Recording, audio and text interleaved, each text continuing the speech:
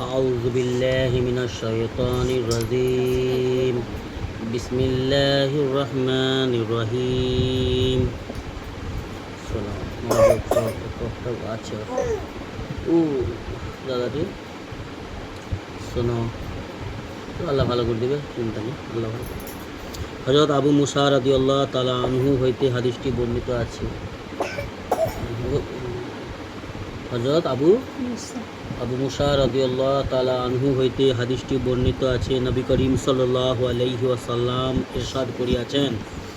হযরত আবু মুসা রাদিয়াল্লাহু তাআলা আনহু বর্ণনা করছেন, নবী করিম সাল্লাল্লাহু আলাইহি ওয়াসাল্লাম বলিয়াছেন, এক মুসলমানের অন্য মুসলমানের সহিত সম্পর্ক একটি ইমারতের মতো।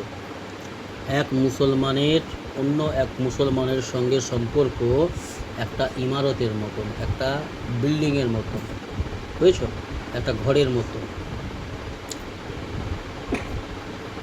যাহার এক অংশ অন্য অংশকে মজবুত করে। যাহার এক অংশ একটা ইমারতের কি করে, একটা ঘর, একটা খুঁটি অন্য একটা খুঁটিকে টেনে ধরে রাখে, তাই না, সাপোর্ট। একটা ঘর তৈরি করতে গেলে, একটা ইমারত বানাতে গেলে, একটা তাঁবু বানাতে গেলে কমপক্ষে হলেও 5টা পিলার লাগে, 5টা খুঁটি লাগে। তো 5টা খুঁটির সঙ্গে 5টা টান থাকে, তাই না। তো সেই রকমভাবেই একটা মুসলমানের সঙ্গে আরেকটা মুসলমানের সম্পর্ক, মিল মহব্বত একটা ইমারতের মতন, টান থাকতে হবে। একটা মুসলমানের প্রতি একটা অন্য মুসলমানের অন্তরে মহব্বত থাকতে হবে এবং টান থাকতে হবে, ব্যথা বেদনা থাকতে হবে। যদি কোনো মুসলমানের গোটা বিশ্বের যেই প্রান্তে থাকুক, যদি মুসলমান হয়, যে মুসলমান নাম নিয়ে মুনাফিক মুশরিক পৃথিবীতে এরকম অনেক আছে, কিন্তু এখানে মুসলমানের কথা যেহেতু লেখা আছে, একটা মুসলমান অন্য একটি মুসলমানের সম্পর্ক একটা ইমারতের মতন, তাহলে মুসলমান পৃথিবীর যেই প্রান্তে থাকুক না কেন, সে যদি মুসলমান হয়, মুমিন হয়, যদি আল্লাহর হুকুম নবীর সুন্নতকে যথারীতিভাবে মেনে চলে, আর এমন মুসলমানের যদি কোনো রকম ক্ষতি হয়ে যায় বা ক্ষতির কোনো খবর আমরা পাই, তাহলে প্রকৃতপক্ষে যে মুসলমান হবে তার অন্তরে ব্যথা হবে, দর্দ হবে, কথা বুঝে আসছে। তো সেই ক্ষেত্রে আর যদি কোনো মুসলমানের ক্ষতি শোনার পরে বা কোনো মুসলমানের ক্ষতি দেখার পরে যদি আমাদের অন্তরে কষ্ট না হয়, তাহলে ভাবতে হবে আমাদের ঈমান দুর্বল, অতি কমজোর, অতি দুর্বল, কথা বুঝে আসছে। জি, উম্মতের গম, একটা মুসলমান ভাইয়ের কষ্টে ভালো মুসলমান যে হবে তারও কষ্ট হবে। আর একটা মুসলমান ভাইয়ের যদি কোনো ভালো হয়, মঙ্গল হয়, কোনো মুসলমান ভাইয়ের যদি সংসারে সুখ থাকে, শান্তি থাকে, তাহলে একটা অন্য মুসলমানেরও সেই সুখে তার আনন্দ হওয়া দরকার। মুসলমানের সুখে মুসলমান খুশি হবে, মুসলমানের দুঃখে মুসলমান দুঃখী হবে। এটাই হচ্ছে ঈমান, ঠিক আছে, এটাই হচ্ছে একটা মহব্বত, ভালোবাসা। তো একটা মুসলমানের জন্য আরেকটি মুসলমানের সহিত সম্পর্ক এমন যেমন একটি ইমারত, যাহার এক অংশ অন্য অংশকে মজবুত করে। তারপর রাসূলুল্লাহ সাল্লাল্লাহু আলাইহি সাল্লাম এক হাতের আঙুল সমূহ অপর হাতের আঙুলের মধ্যে ঢুকাইলেন এবং ইহা দ্বারা এই কথা বুঝাইলেন। একটা হাতের আঙুলকে এইভাবে ঢুকালো, ঢুকিয়ে টান দিয়ে এবার দেখিয়ে দিল যে একটা মুসলমানের সঙ্গে একটা মুসলমানের এইরকম মজবুত সম্পর্ক থাকা দরকার, মহব্বতের সম্পর্ক, ইমানের সম্পর্ক এরকম থাকা দরকার। আঙুলের দিয়ে এক হাতের আঙুল বা এইভাবে দেখিয়ে দিল, এরকম মজবুত থাকতে হবে, এই কথাটা বুঝিয়ে দিলেন যে একটা মুসলমানের সঙ্গে এইভাবে মজবুতভাবে তোমরা মিলেমিশে থাকবে। মুসলমানের এইভাবে পরস্পর একজন অপরজনের সহিত জুড়িয়া থাকা চাই।